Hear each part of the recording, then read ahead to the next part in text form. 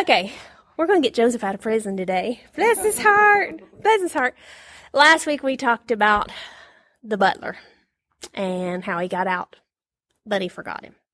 Joseph asked one thing: remember me. And as soon as the butler got out, he forgot him. And I thought it was so funny because we got over to church and Preacher Mark started preaching about fair weather friends. And I was like, okay, here we go again. We do this all the time. I was like, that's pretty much where the butler fell. He was a fair weather friend. I'll be your friend as long as you're doing for me, but when it's time for me to do for you, well, you're on your own. Whether he meant to be that way or not, I don't know. But he was. So, here we go. There's the butler. He forgot Joseph. Joseph's sitting in jail going, and we find out from where we start today in Genesis 41, and it came to pass at the end of 2 full years. He didn't forget him for a day or a week or a month or even a year. 2 full years. Joseph never crossed his mind. Wow. Wow. At the end of these 2 full years, Pharaoh dreamed, and behold, he stood by the river. And I don't know what these people were eating in this palace, but they all have weird dreams. There's just something in the food there. But basically what he dreamed, he actually had 2 dreams. First off, he dreamed about these cows. I know, Lisa hates cows, so for Lisa, this would be a nightmare. Yeah. He dreamed about these cows. 7 fat cows. You're thinking, good steak, hamburgers, fat cows. And then out of the river comes these 7 little sickly, you see the ribs and everything. And those 7 sickly cows eat up the 7 fat cows. Very strange dream. And Pharaoh wakes up and he's puzzled and, okay, that was a weird dream, and sometimes you wake up and you remember part of the dream, but you can't necessarily remember all of it, and you're thinking, if I could backtrack, maybe I could figure out where that came from, Sometimes I'll remember pieces, and I'm like, okay, So he's like, he wakes up and he's like, that was a very strange dream. Whatever, Calms himself down, he goes back to sleep, and he dreams another weird dream. This time it was corn. These 7 fabulous ears of corn, and up in Delaware, we know about corn. There's lots of corn. Corn everywhere. And they were huge stalks and big juicy corn and, And then up beside them is these 7 little sickly brown, corn. And it basically devoured, strangled the good corn. So very similar, but one's animals, one's plants, but, So Pharaoh wakes up again and he says, okay. 1 weird dream, 2 weird dreams, something's up. Something's up. So it says, and it came to pass in the morning that his spirit was troubled. I can imagine so. And he sent and called for all the magicians of Egypt and all the wise men thereof. And Pharaoh told them his dream, so he remembered. But there was none that could interpret them unto Pharaoh. Does that last line sound familiar? There was none that could interpret it. Do you remember when the butler and baker had their dream? They went to Joseph and they said, there's none that can interpret it. Was that true? They just didn't know the one who could interpret it. Pharaoh's got the same problem. Pharaoh's saying, nobody can interpret it. Nobody can tell me what it means. But that's not true. He just doesn't know the one who can tell him. His magicians can't tell them. Can't tell him because, you know what? Well, we'll just leave it at that. The wise men evidently weren't so wise. They couldn't tell him either. So he's all upset because these are basically the brightest, the best, and they can't help. Sorry, can't help you. And for them, that was a dangerous position because if you can't help Pharaoh, then why does he need you? If your job is to be my advisor and you can't advise me, well, I don't need you anymore. If your job is to be my wise man or my magician and you can't help me, bye. We've already seen what he did to the baker. So that kind of put them in an awkward place too. Can you imagine him telling them, we don't know? Well, sir, they probably did that politician speak, where say a whole lot but don't really say anything. You use a whole lot of words and high speech, but you really don't say anything. Couldn't help him. All of a sudden, here's this butler who is on hand to serve Pharaoh, and he hears Pharaoh talking about dreams and somebody needing to interpret the dreams, and he goes, oh yeah! Huh. Has it been 2 years already? So it's his turn to speak up. Pharaoh? I have something to tell you. I know a man, and he interpreted my dream, and the baker's dream, and everything came to pass just like he said.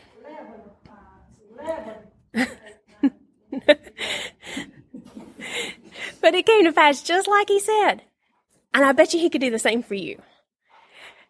Now, I kind of get the feeling from the way the butler talks to Pharaoh that he's not so much out to help Joseph or Pharaoh, but to help himself. I'm winning brownie points with the Pharaoh. I'm telling him what he wants to hear. These men can't help him. I know somebody who can, so if I lead him to the man who can, he's going to reward me. Talk about a fair weather friend.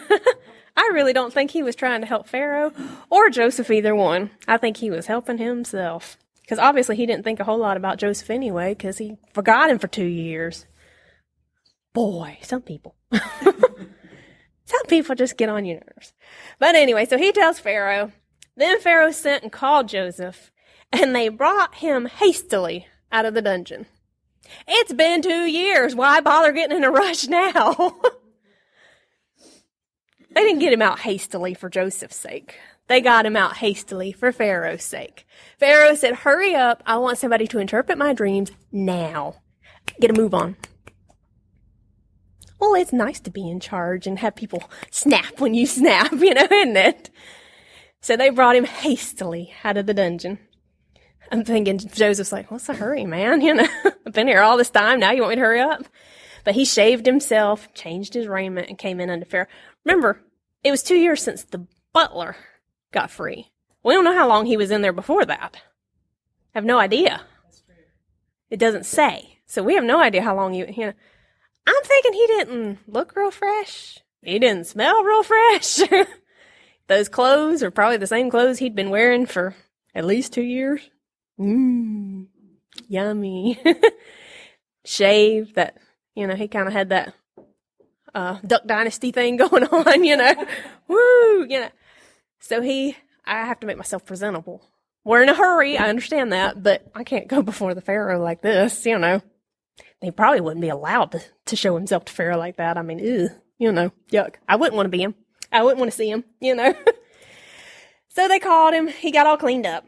And Pharaoh said, I have dreamed a dream. Makes me think of Martin Luther King. I have a dream. Yeah, probably. Got it from Pharaoh. I have a dream. And here you go again. And there is none that can interpret it. Boy, they like those absolutes. Almost as much as we do. There's nobody that can help me. And I've heard say of thee that thou canst understand a dream to interpret it. Now, look at that little I've heard say of thee, that thou canst understand a dream to interpret it. So evidently the butler wasn't paying attention when Joseph talked to him. Because Joseph said that interpreting dreams belongs to who? God. That's not what he told Pharaoh. He told Pharaoh, Joseph can interpret. Joseph has a chance here to play himself up. Pharaoh thinks he's important. Pharaoh thinks he's valuable. He can interpret dreams. Pharaoh has it in, I've heard it said of you that you can do this. Joseph could have said, yep, I can. You heard right. That's me. I can interpret dreams. I mean, he's been in the prison for how long? Before that, he was a slave. Didn't he deserve something? He could have taken this opportunity and made a name for himself. You hear people say, pull yourself up by your own bootstraps. He could have done that. I'm pulling myself up by my own bootstraps because, I didn't tell him I could do it. The butler did, so I'm not lying. You know. He says, I've heard you can do it, and all I have to do is go, mm-hmm. But he didn't. Sometimes people open that door where all we have to do to make ourselves look good is just kind of, mm-hmm. And we have to make a decision. Am I going to give praise to God, the one who deserves it? Or am I going to say, yep, that's right, I can do that? And it's not always an easy decision to make. Because that flesh is going, oh yeah, oh yeah, oh yeah, you know, look what I can do, oh yeah. But the whole time that spirit's going, can you? I'm sorry, I thought I was the one doing it. Joseph had that chance right there. He could say, I'm important. I can do this. But Joseph had so much integrity, despite all that he'd been through, where it seemed like God had forsaken him. But despite all that, he still stood up and said, no, I'm not going to do this for myself. And this is what he said. Joseph answered Pharaoh, saying, it is not in me. God shall give Pharaoh an answer of peace. I can't help you, but I know somebody who can. When was the last time we told somebody that? I can't help you, but I know somebody who can. This situation that you mentioned, there's nothing we can do other than talk to the one who can do something. I mean, we can try to encourage the family, but that's really all we can do. But we know somebody who can make a difference. Joseph said, it's not me. Don't look at me. Not me. God can. But God's working through me. See, we're still on a talking basis. Well, right now, God's talking, I'm listening. So tell me your dream, Pharaoh. Tell me your dream. And he does. He does it just like he did the magicians, just like he did the wise men. He tells them the dream. And Joseph said, oh, well, that's easy. He said, basically, those two dreams are one dream. It's one message. And the reason your other people couldn't interpret it is because this is a message from God. And they didn't know God. Joseph did. You know, God's people understand God's message. The lost, not so much. That's why it's so hard to reach some. That's why it's so important to try to reach them so that they can understand more of God's message. Joseph said they didn't understand because this is a message from God. God sent this. And it's so important that he had to tell you twice just to make sure that you understood and just to make sure that you didn't just brush it off as, well, that was a weird dream. Because if he had had one, that was a weird dream. But having similar dreams twice, that's, that made him say, God has a way of getting our attention. And he got Pharaoh's attention. And Joseph interpreted the dream. He said, basically, those 7 fat cows and those 7 good ears of corn, that means 7 good years here in Egypt. I mean, we're going to have food like crazy. The plants are just going to produce and they're just going to bloom. We're going to have so much extra. The cattle are going to do well and they're going to give birth and it's just, everything's just going to, there's just going to be, wow, plentiful.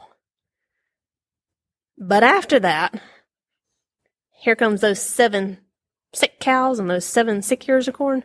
We're going to have 7 years of horrible, horrible famine where there's going to be nothing.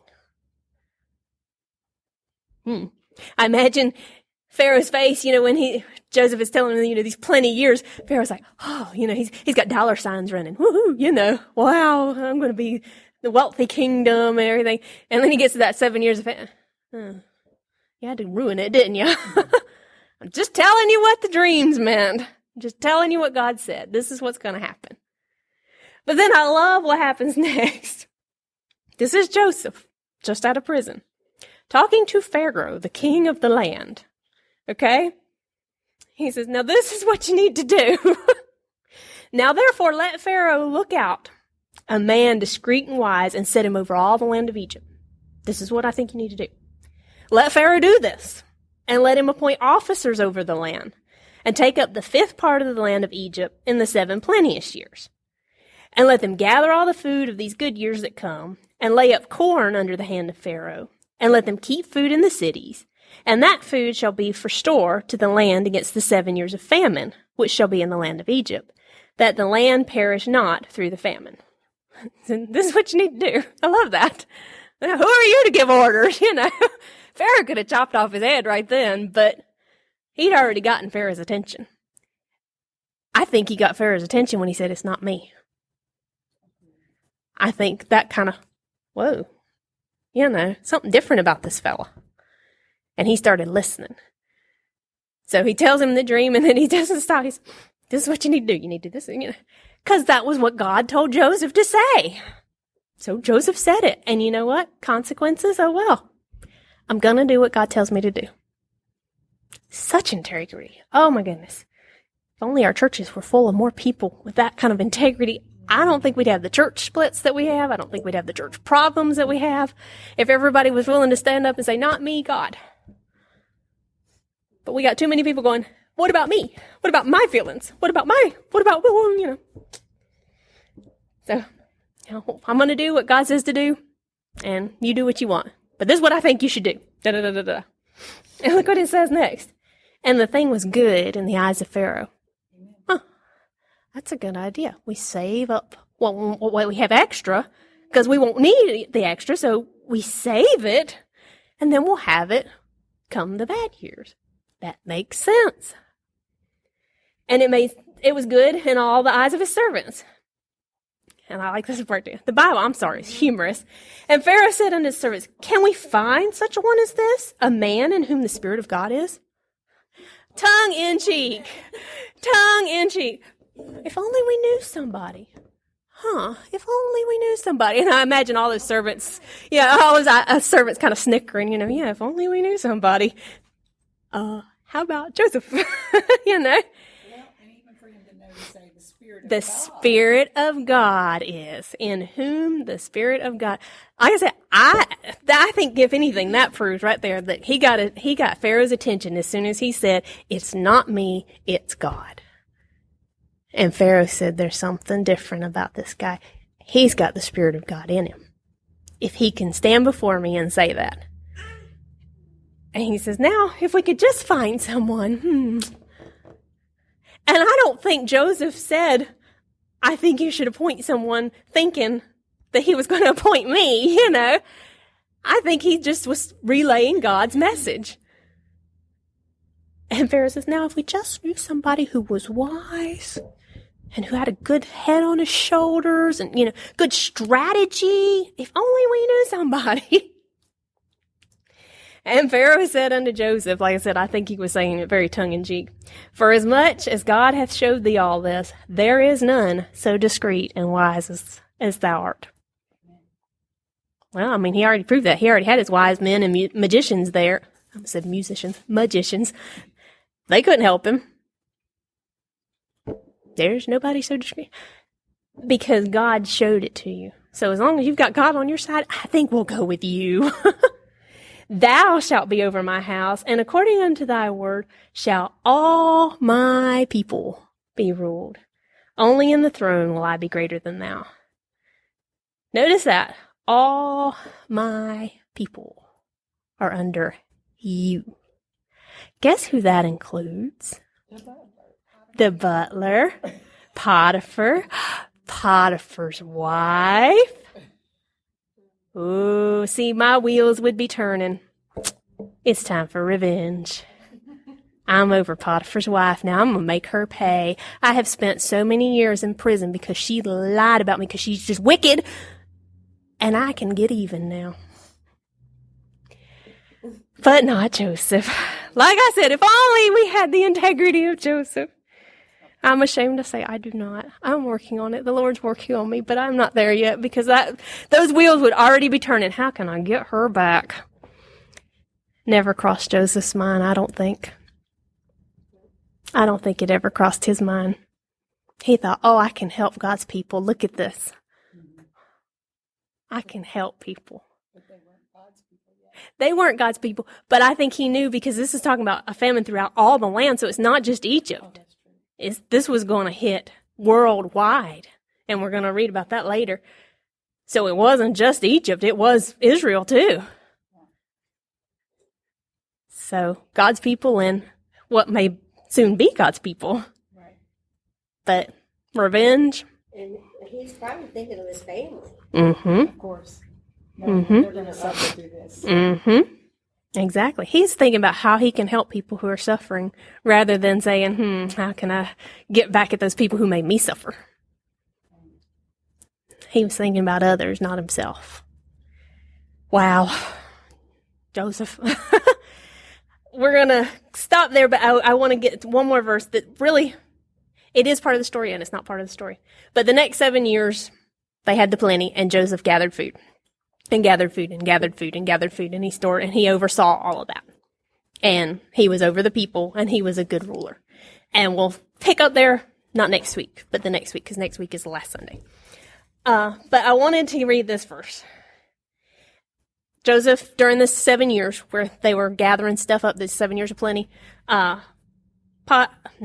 Pharaoh gave him a wife. And he changed his name, and I wish I'd made that slide. His name's like this long. I thought it was bad going from White to Rongione, but going from Joseph to, this name is a blah, blah, blah, blah. I'm like, good grief, But anyway, he changed his name, he gave him a wife, and Joseph had 2 sons. And Joseph called the name of the firstborn Manasseh, which means, for God, said he, hath made me forget all my toil and all my father's house. His name means God made me forget. I forgot all the trouble. I didn't forget the lessons I learned, but I forgot all the trouble. Mm-hmm. And the name of the second, he called Ephraim, which means, for God hath caused me to be fruitful in the land of my affliction.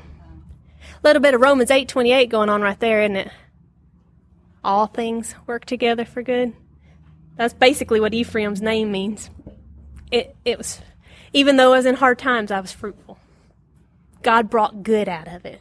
So I forgot the hard times, but I remember what came from it. When we get out of our hard times, what do we remember?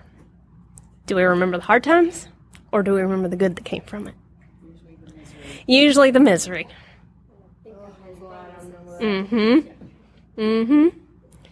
We think about that instead of, I'm fruitful now. Look at what I learned through that. Look at the healing of the Spirit through that. Look at what I know now that I wouldn't have known if I hadn't been through that. Why do we look at that? Why do we dwell on, and it was so bad and poor pitiful me, and why do we dwell on that? That's just going to put us in another valley. We wallow. Yeah, like a pig. We just like to wallow. We know he was 30 at this point. He was a teenager when he was taken. So he's been through a lot of trial. A long time. But each time he had to keep making that decision. I'm going to keep my integrity. God is with me. I'm going to avoid and not worry about how I feel. I'm going to focus on what I know. God is with me. All things work together for good. And in the end, he could say, it's been fruitful.